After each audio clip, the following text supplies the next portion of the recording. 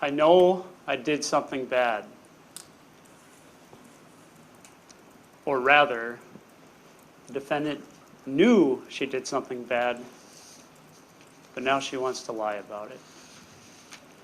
The defendant is a doer, a person who takes charge and gets things done, a senator and a military commander, for God's sakes. When Carol Mitchell buried the defendant's father's ashes, knowing the defendant couldn't attend, a line was drawn in the sand. The defendant did not communicate with Carol Mitchell from that date forward. On the evening of April 21st, the defendant couldn't sleep, and she was ready to take action. She wanted to take back whatever was left of her father's possessions. Getting these items back became her mission. Sometime around midnight, the defendant planned, packed, and dressed for her mission. She put on her best black ninja suit, threw in her pry bar, her muted flashlight, and even her special pair of flashlight gloves. She drove 220 miles to Detroit Lakes. Not even her own moral compass could deter her from her mission. Mr. Ringstrom summarized the issue for you to start this case.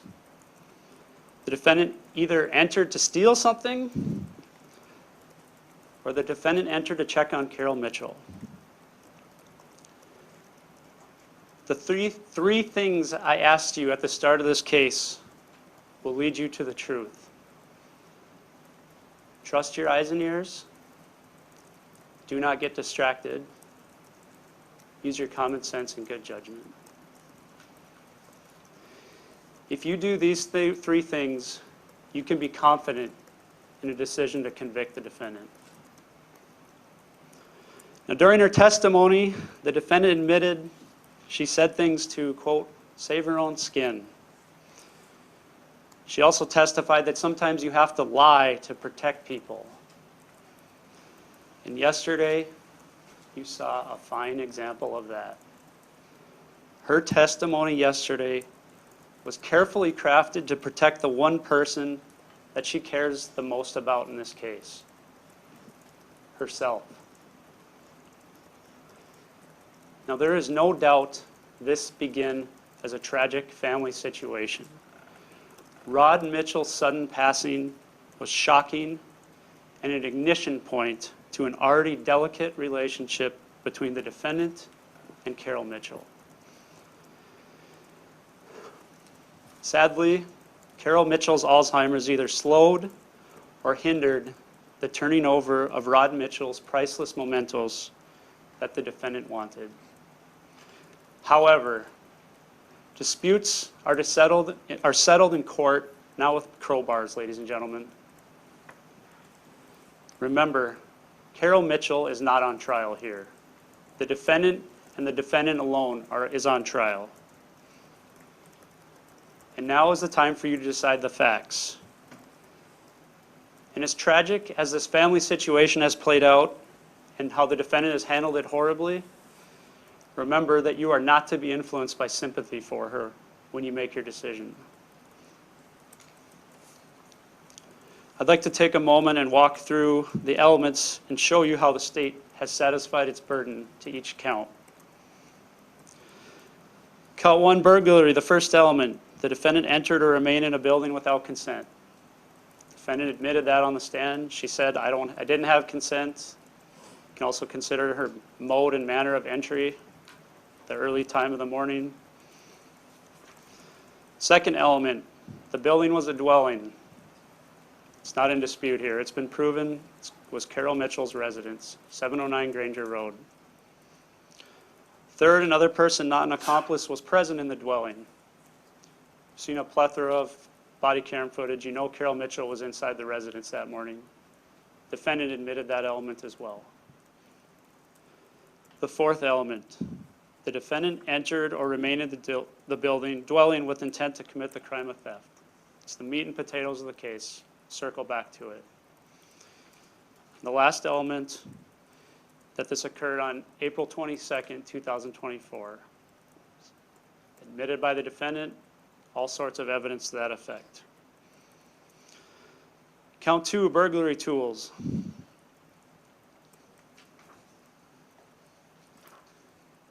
The defendant had in her possession a device or other instrumentality. You heard her testimony yesterday. She packed up that pry bar before she left Woodbury. Told you how she used it to pry open the egress window. Again, the second element, the defendant had the intent to use the device, the meat and the potatoes of the case. Circle back to it. And again, April 22nd, 2024.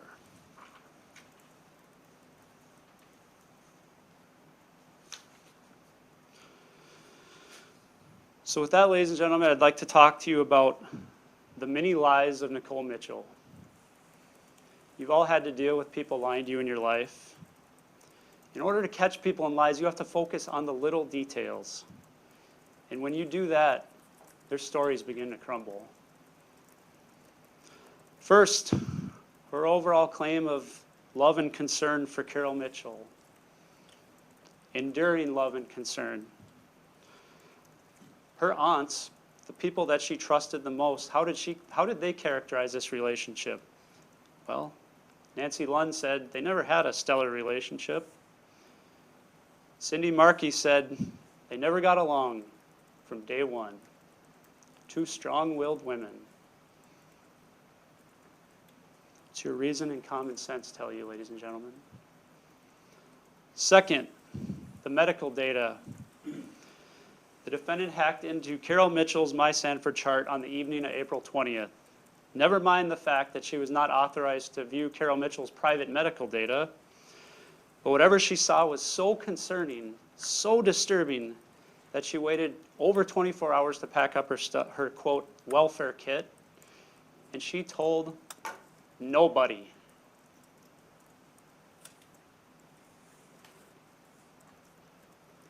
Third,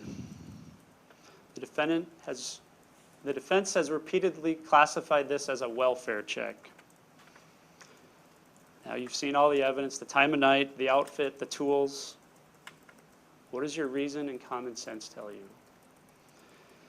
Again, she was so concerned for Carol Mitchell that early morning, she did not call or inform anybody. Did not call law enforcement, did not ask for a welfare check. And remember, she had not communicated with Carol Mitchell since that fight on or about March 15th. And their last text exchange was a nasty one. Fourth, defendant testified that the neighbors knew her so well, she had to park on that side street. She couldn't risk being spotted. Didn't want them to notice her. Cross-examination, forgot their names. Don't know them. Fifth, flashlight gloves. Something probably never seen before in your life. Now, the defendant never really offered an explanation why those were in her welfare check toolkit. She just merely said they were bought for camping. Oops.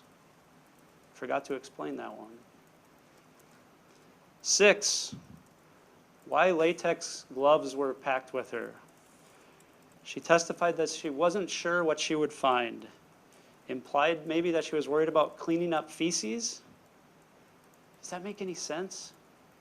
Did she pack any bleach, any paper towels? The defendant over-explaining things is a classic example of her lies. 7, her explanation of why she had to use the basement window. She testified, I had a key. I looked through the window and I saw the door jamb device. But yet, she told you she packed that pry bar before she left Woodbury. Who packs a freaking pry bar? Just in case. Reason, common sense. 8, the defendant testified that she, quote, has a key for this house.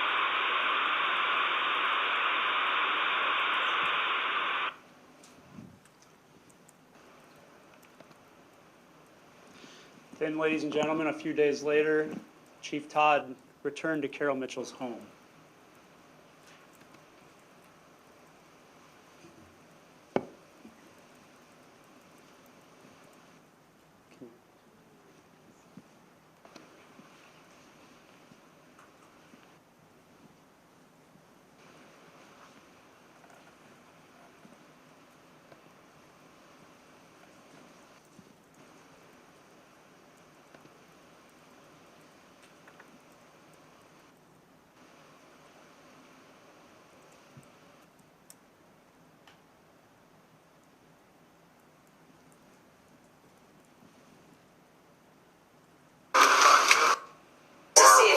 Was in there, but it was just leaves and dirt.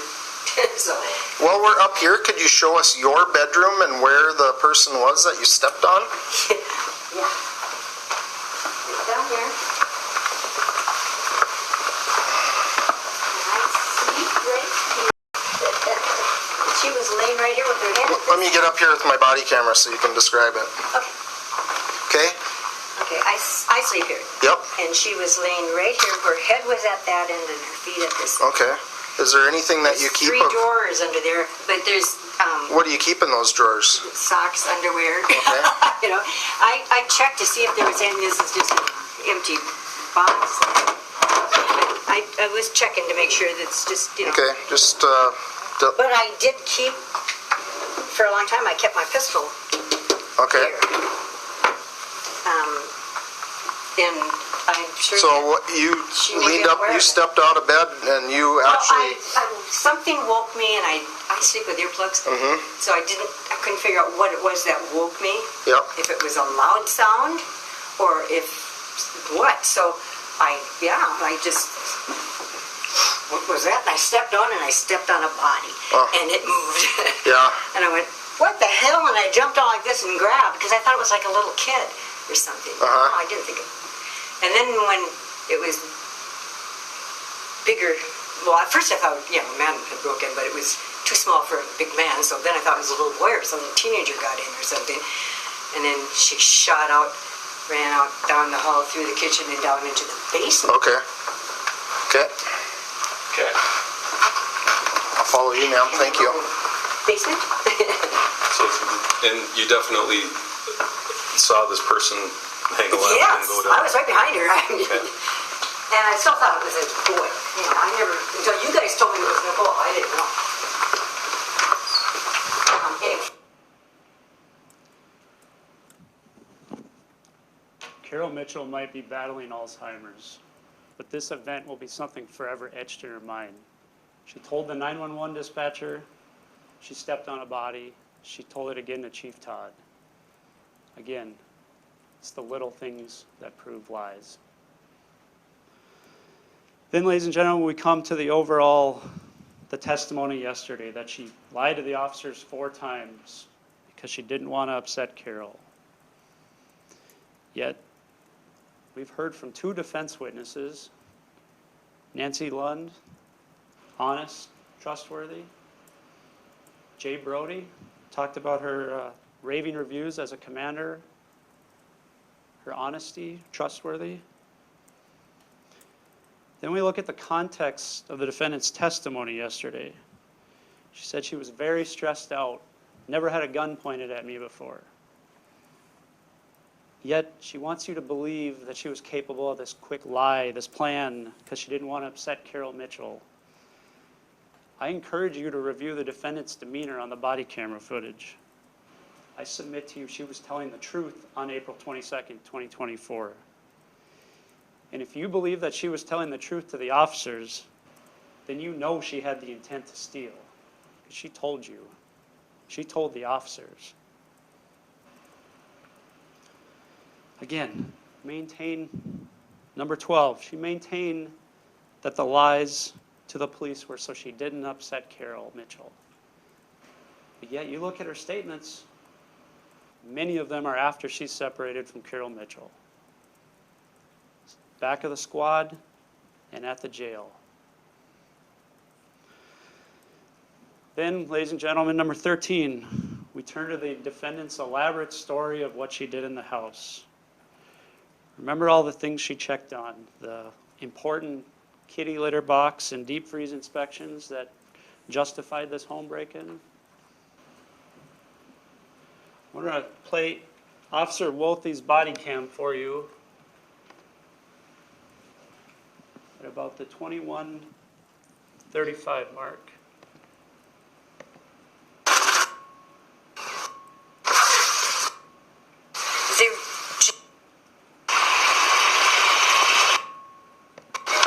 Hi. What's your name? Are those laptops in your backpack yours? Yes. Okay. She's saying she's missing 2 laptops. I can show you one. It's got my kid's Minecraft game on it. What's the other one for? I have one for work. Okay. And then she's saying something about a tin box. That was a question. It was in question last time. So. I literally had just got in the house. I hadn't had time to do anything. Okay. Alrighty. I'm clearly not good at this, but Yeah? So, sounds good. again, she Hadn't had time to do anything. Again, another classic over-explanation. Item 14, regarding the checklist in her backpack. She testified that delete texts and contacts actually means that she wants to make sure Carol didn't delete people from her phone. That's her checklist, her shorthand. Another over-explanation. What does your reason and common sense tell you? I'd like to circle back to the most important issue here, the defendant's claim that she was lying to the officers on April 22nd.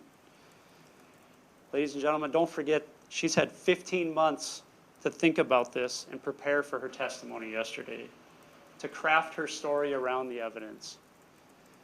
Officer Sternhagen is a highly trained officer, and I submit to you he would have noted deception by the defendant. Defendant's spontaneous and truthful statements to law enforcement on April 22nd, 2024 are extremely damning to her. So yesterday she had to come up with a story. What the defendant said in those tense moments after being detained by the police is the truth, period. She said she was there to take items, and that readily proves her intent to commit a theft. I ask that you find her guilty. Thank you.